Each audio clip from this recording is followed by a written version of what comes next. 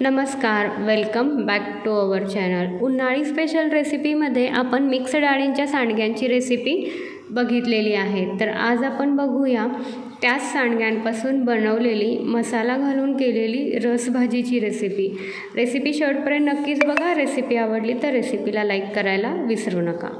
तिखट सांडग्यांची रसभाजी करण्यासाठी आपण 1 वाटी तिखट सांडगे घेतलेले आहेत। सुरुवातीला आपल्याला भाजून घ्यायचे आहेत तेलामध्ये।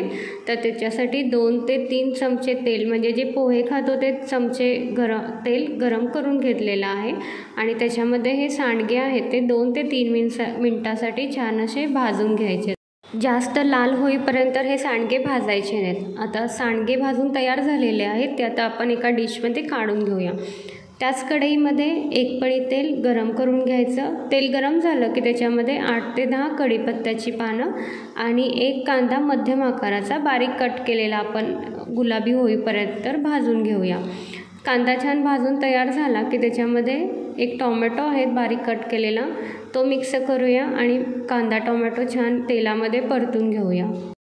कांदा आणि टोमॅटो तेलामध्ये छान मिक्स झाल्यानंतर त्याच्यामध्ये चवीनुसार तिखट ॲड करूया आणि तिखट आहे ते एकत्र करून घेऊया।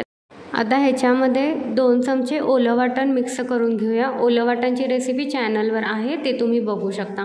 ओलं वाटणला छान तेल सुटल्यानंतर ह्याच्यामध्ये 1 चमचा हळद, अर्धा चमचा हिंग, चवीनुसार मीठ आणि जे आपण सांडगे भाजून घेतलेले आहेत तेलामध्ये ते ह्याच्यामध्ये मिक्स करून घ्यायचे। सगळं छान एकत्र करून घ्यायचं आणि ह्याच्यामध्ये आपण जेवढी आपल्याला रसभाजी हवी आहे त्यानुसार आपण इथं पाण्याचा वापर करायचा आहे। कोमट पाणी वापरायचं आहे पाणी वापरताना आणि इथं 1 वाटी कोमट पाणी वापरलेलं आहे आणि गॅसची फ्लेम मीडियम ठेवायची आणि झाकण ठेवून सांडगे आहे ते 10 ते 15 मिनटासाठी शिजण्यासाठी ठेवून द्यायचे।